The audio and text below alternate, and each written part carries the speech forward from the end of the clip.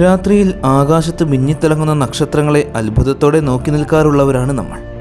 നല്ല തിളക്കമുള്ള ആകാശമാണെങ്കിൽ 2000 മുതൽ 3000 നക്ഷത്രങ്ങൾ വരെ നമുക്ക് കാണുവാൻ സാധിക്കും.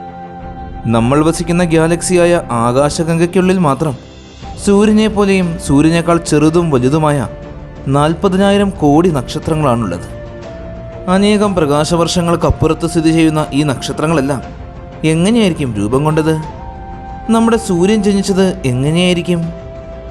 ബഹിരാകാശത്ത് അനേകം പ്രകാശവർഷങ്ങളോളം വലിപ്പമുള്ള അതിമനോഹരങ്ങളായ മേഘപാളികളുണ്ട്. സ്റ്റെല്ലാർ നേഴ്സറികൾ എന്നറിയപ്പെടുന്ന നെബുലകളാണവ. ഇവയ്ക്കുള്ളിൽ നിന്നുമാണ് പുതിയ നക്ഷത്രങ്ങളെല്ലാം രൂപം കൊള്ളുന്നത്. ഈ മേഘപാളികൾക്കുള്ളിൽ മറഞ്ഞിരിക്കുന്ന ധാരാളം രഹസ്യങ്ങളുമുണ്ട്. ഇന്ന് നമ്മൾ കാണാൻ പോകുന്നത് ഈ മേഘപാളികൾക്കുള്ളിൽ നിന്നും നക്ഷത്രങ്ങൾ പിറവിയെടുക്കുന്ന ആ അത്ഭുത കാഴ്ചയാണ്.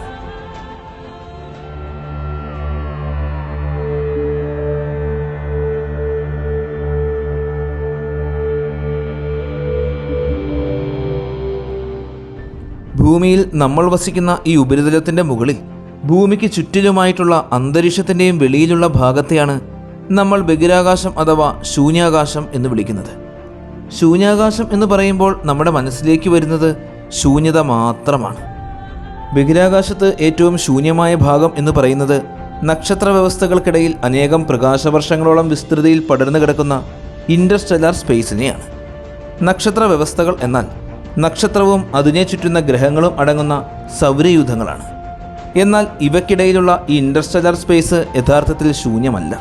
അവിടെ ധാരാളം വാതകങ്ങളും ചെറുതും വലുതുമായ അനേകം പൊടിപടലങ്ങളും നിറഞ്ഞു കിടക്കുന്നുണ്ട്. പിന്നെ എങ്ങനെയാണ് അവിടം ശൂന്യമാണെന്ന് പറയുന്നത്? നമ്മുടെ ഭൂമിയുടെ അന്തരീക്ഷവുമായി താരതമ്യപ്പെടുത്തി നോക്കുമ്പോൾ നമ്മുടെ അന്തരീക്ഷത്തിൽ അനേകം തന്മാത്രകൾ അടങ്ങിയിരിപ്പുണ്ട്. അന്തരീക്ഷത്തിലെ വായുവിൻ്റെ ഒരു ക്യൂബിക് മീറ്ററിൽ അടങ്ങിയിരിക്കുന്നത് 10⁻26 പാർട്സുകളാണ്. അതായത് 10 കഴിഞ്ഞ് വീണ്ടും 26 പൂജ്യങ്ങൾ എഴുതുന്ന അത്രയും സംഖ്യയോളം തന്മാത്രകൾ.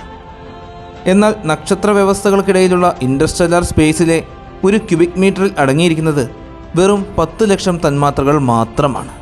ഭൂമിയുടെ അന്തരീക്ഷവുമായി താരതമ്യപ്പെടുത്തി നോക്കുമ്പോൾ ഇൻ്റർസ്റ്റെല്ലാർ സ്പേസിൻ്റെ സാന്ദ്രത വളരെ വളരെ കുറവാണ്. അതുകൊണ്ടാണ് ബഹിരാകാശത്തെ ശൂന്യമായി പരിഗണിക്കുന്നത്. ഇൻ്റർസ്റ്റെല്ലാർ സ്പേസിൽ സാന്ദ്രത വളരെ കുറവുള്ള പ്രദേശങ്ങൾ മാത്രമല്ല ഉള്ളത്, സാന്ദ്രത അല്പം കൂടുതലുള്ള പ്രദേശങ്ങളുമുണ്ട്. പൊടിപടലങ്ങളും വാതകങ്ങളും എല്ലാം സമീപ പ്രദേശങ്ങളെ അപേക്ഷിച്ച് കൂടുതലായി കാണപ്പെടുന്ന മേഘരൂപങ്ങളായ ഈ പ്രദേശത്തെ ഇൻ്റർസ്റ്റെല്ലാർ ക്ലൗഡ്സ് എന്നാണ് വിളിക്കുന്നത്. അനേകം പ്രകാശവർഷങ്ങളോളം വിസ്തൃതിയുള്ള ഈ വലിയ മേഘപാളികൾ തന്നെയാണ് നെബുലകൾ. ബഹിരാകാശത്ത് വ്യത്യസ്ത പ്രകാശവർണ്ണങ്ങളിൽ കാണപ്പെടുന്ന ഈ വലിയ മേഘപാളികളെല്ലാം നാളെ അനേകം സൗരയൂഥങ്ങളായി മാറേണ്ടവയാണ്. മേഘങ്ങൾ എന്ന് പറയുമ്പോൾ നമ്മുടെ ആകാശത്ത് കാണപ്പെടുന്നത് പോലുള്ള മേഘങ്ങളല്ല. അവയേക്കാൾ വളരെ കനം കുറഞ്ഞതും തീരെ സാന്ദ്രത കുറഞ്ഞതുമായ മേഘങ്ങളാണ്. പ്രപഞ്ചത്തിൽ ഏറ്റവും കൂടുതലായി കാണപ്പെടുന്ന മൂലകം ഹൈഡ്രജനാണ് എന്ന് നമുക്കറിയാം. ഒരു പ്രോട്ടോണും ഒരു ഇലക്ട്രോണും മാത്രം ചേർന്ന ഏറ്റവും ലളിതമായ മൂലകം. ഹൈഡ്രജൻ കഴിഞ്ഞാൽ ഏറ്റവും കൂടുതലായി കാണപ്പെടുന്നത് ഹീലിയമാണ്. ദൃശ്യപ്രപഞ്ചത്തിൽ ഈ ഹൈഡ്രജനും ഹീലിയവുമാണ് ഏറ്റവും കൂടുതലായിട്ടുള്ളത്. നെബുല എന്ന മേഘപാളികളിൽ കാണപ്പെടുന്ന ഹൈഡ്രജൻ പ്രധാനമായിട്ടും ആറ്റോമിക രൂപത്തിലോ അയോണുകളായി പ്ലാസ്മ രൂപത്തിലോ തന്മാത്രകളായോ ആണ് കാണപ്പെടുന്നത്. ഹൈഡ്രജൻ തന്മാത്രകളായി കാണപ്പെടുന്ന നെബുലകളിൽ ഏറ്റവും സാന്ദ്രത കൂടിയ പ്രദേശങ്ങളാണ് മോളിക്കുലാർ ക്ലൗഡ്സ്. ഈ മോളിക്കുലാർ ക്ലൗഡ്സിനെ സ്റ്റെല്ലാർ നേഴ്സറികൾ എന്നും വിളിക്കും.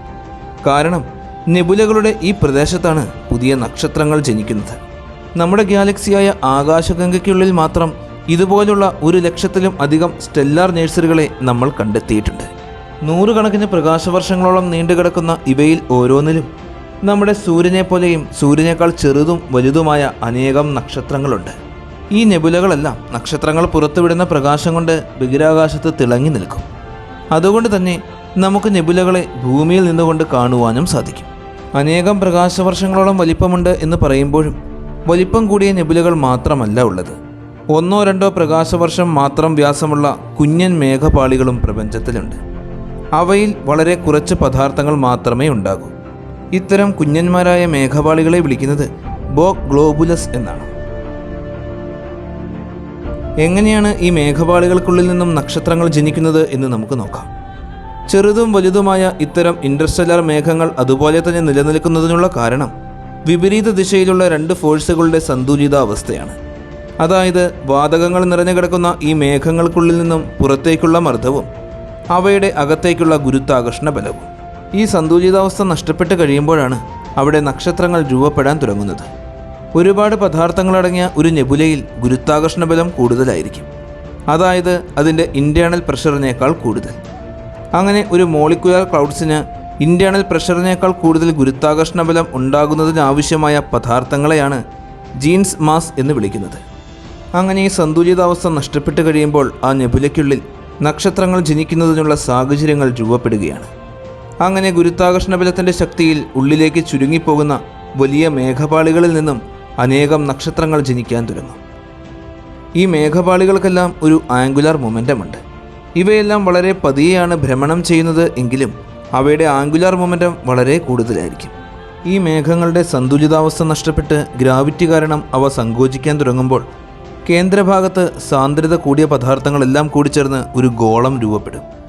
അതിനു ചുറ്റിലുമായി സാന്ദ്രത കുറഞ്ഞ പദാർത്ഥങ്ങൾ ഒരു ഡിസ്ക് എന്ന പോലെ വലം വയ്ക്കാൻ തുടങ്ങുകയും ചെയ്യും. ഒരു നക്ഷത്രം പിറവിയെടുക്കുന്നതിന് തൊട്ട് മുൻപുള്ള അവസ്ഥയാണിത്. ഡെൻസിറ്റി കൂടുതലുള്ള പദാർത്ഥങ്ങൾ അടങ്ങിയ കേന്ദ്രഭാഗത്തെ വിളിക്കുന്നത് പ്രോട്ടോസ്റ്റാർ എന്നാണ്. പ്രോട്ടോസ്റ്റാറിനുള്ളിലുള്ള സാന്ദ്രതയും താപനിലയും വളരെ കൂടുതലായിരിക്കും. ന്യൂക്ലിയർ ഫ്യൂഷൻ പ്രോസസ്സ് തുടങ്ങുന്നതിന് മുൻപ് 1,00,000 മുതൽ 1,00,00,000 വർഷം വരെ നീണ്ടു നിൽക്കുന്ന കാലഘട്ടമാണിത്. നമ്മുടെ സൂര്യനും നീണ്ട 5,00,000 വർഷക്കാലത്തോളം പ്രോട്ടോസ്റ്റാറായിട്ടാണ് നിലനിന്നത്.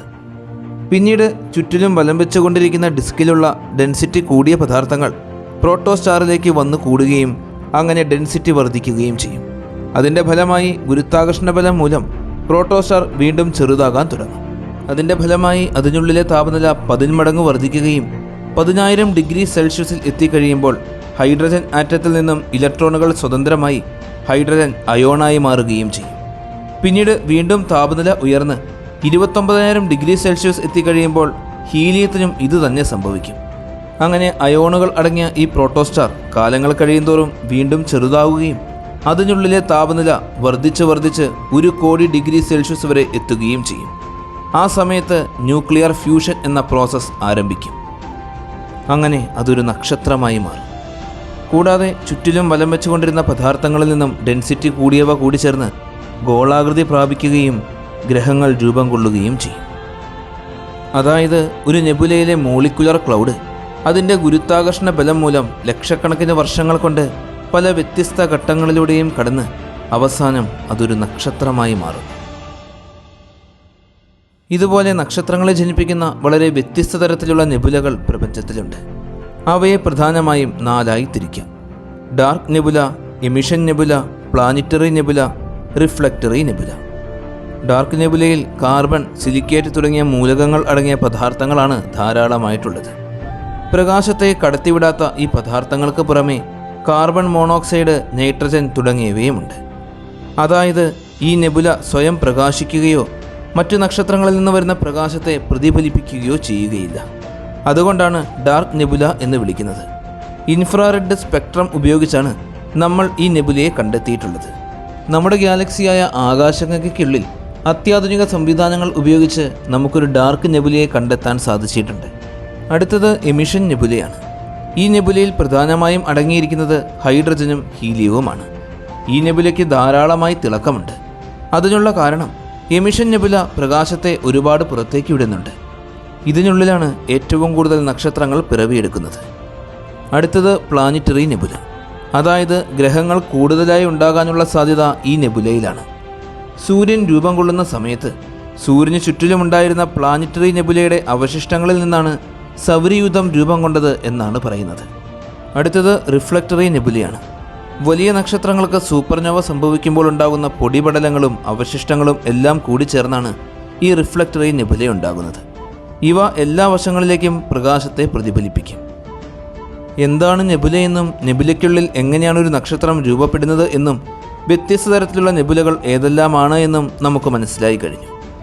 ഇതെല്ലാം ഇത്ര വിശദമായി നമ്മെ പഠിപ്പിച്ചത് ഹബിൾ സ്പേസ് ടെലസ്കോപ്പും കെപ്ലർ ടെലസ്കോപ്പും ജെയിംസ് വെബ് ടെലസ്കോപ്പുമാണ്. നമ്മുടെ ഭൂമിയിൽ നിന്നുകൊണ്ട് തന്നെ നോക്കിയാൽ കാണാവുന്ന നെബുലകളുണ്ട്. അതിൽ ഒന്നാണ് തിരുവാതിര, മകയിരം തുടങ്ങിയ നക്ഷത്രങ്ങൾ അടങ്ങുന്ന വേട്ടക്കാരൻ അഥവാ ഓറിയോൺ നക്ഷത്ര സമൂഹത്തിലുള്ള ഓറിയോൺ നെബുല. 25 പ്രകാശവർഷത്തോളം വ്യാസമുള്ള ഈ നെബുല നമ്മിൽ നിന്നും ഏകദേശം 1344 പ്രകാശവർഷങ്ങൾക്ക് അകലെയാണ് സ്ഥിതി ചെയ്യുന്നത്. എങ്കിലും ഈ നെബുലയെ നമുക്ക് ഭൂമിയിൽ നിന്നുകൊണ്ട് തന്നെ കാണുവാൻ സാധിക്കും. സൗരയൂഥത്തിന് പുറത്ത് ബഹിരാകാശത്ത് നമ്മൾ ഏറ്റവും കൂടുതൽ പഠനങ്ങൾ നടത്തിക്കൊണ്ടിരിക്കുന്ന ഒരു ബഹിരാകാശ വസ്തുവാണ് ഈ ഓറിയോൺ നെബുല. ഈ നെബുലയ്ക്കുള്ളിൽ മാത്രം 3000-ലും അധികം നക്ഷത്രങ്ങൾ നമ്മൾ കണ്ടെത്തിയിട്ടുണ്ട്.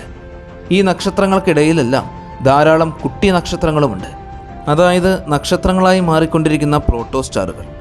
ഇവയെ കൂടാതെ ധാരാളം പൊടിപടലങ്ങളും വാതകങ്ങളും നിറഞ്ഞ അതിമനോഹരമായ മേഘപാളിയാണിത്.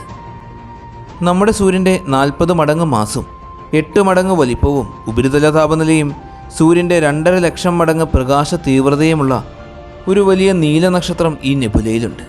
തീറ്റ 1 ഓറിയോണിസ് സി എന്ന നക്ഷത്രമാണ് ഓറിയോൺ നെബുലയിലെ ഏറ്റവും വലിയ നക്ഷത്രം.